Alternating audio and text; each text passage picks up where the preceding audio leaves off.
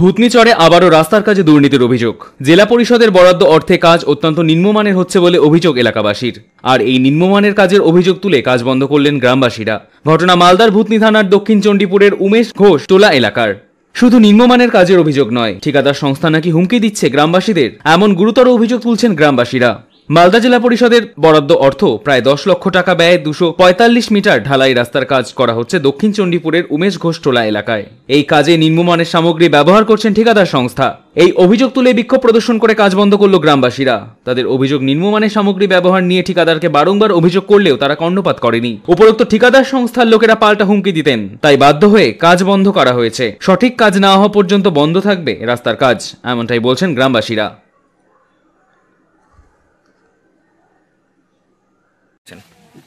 ব্যাপারটা হচ্ছে এখানে রাস্তা তৈরি হচ্ছে, রাস্তাটা তৈরি হওয়ার যে মাল মেটেরিয়ালস সেইগুলো আপনি একটু পরীক্ষা করে দেখুন, এই মাল মেটেরিয়ালস দিয়ে এই রাস্তা তৈরি করা সম্ভব কিনা।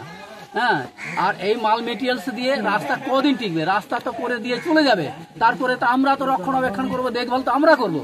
সেই জায়গাতে যদি আমরা এই রাস্তাটা তৈরি হওয়ার পর 3 দিন পরে যদি ভেঙে যায়, তাহলে আমরা কি পেলাম? তাহলে কি ধরনের সামগ্রী ব্যবহার করা হচ্ছে? একদম বালি বালি বালি যে দিচ্ছে, বালি আর মাটি মিশ্রিত বালি, আর যে গিট্টিটা আছে একদম মরা গিট্টি, যেটা সাদা গিট্টি, যাকে চক প্যান্টেল গিট্টি বলে, সেই ধরনের গিট্টি। তো আমরা কি গিট্টিও জানি না আর বালিও চিনি না? এই ধরনের নিম্নমানের মেটেরিয়াল দিয়ে যদি রাস্তা তৈরি হয়, তাহলে আমরা কদিন ভোগ করব? আচ্ছা, এই হচ্ছে আমাদের বিক্ষোভ। এখন কি করলেন আপনারা? এখন আমরা কাজ বন্ধ করেছি। এবার সরকার এবারে আমরা কোনো শিডিউল চাইলে শিডিউল দেখাই না। শিডিউলে এই ধরনের গিট্টি দিয়ে রাস্তা তৈরি করা, এই ধরনের বালি দিয়ে রাস্তা তৈরি করা যদি থাকে, তো আমরা মেনে নিব। কি বলছে ঠিকাদার? ঠিকাদার বলছে যে দেখে নিব, হেন করবো তেন করবো, কাকে মার্ডার করতে চাইছে, হুমকি দিচ্ছে। হুমকি দিচ্ছে এখানে কাদেরকে দিচ্ছে? এই আমাদের গ্রামবাসীদেরকে। কেন? এই আমরা রাস্তাটা এই ধরনের কাজ প্রতিবাদ করতে গিয়ে। আচ্ছা, আপনারা জানাবেন পুলিশকে লিখিত আকারে? অবশ্যই অবশ্যই জানাবো।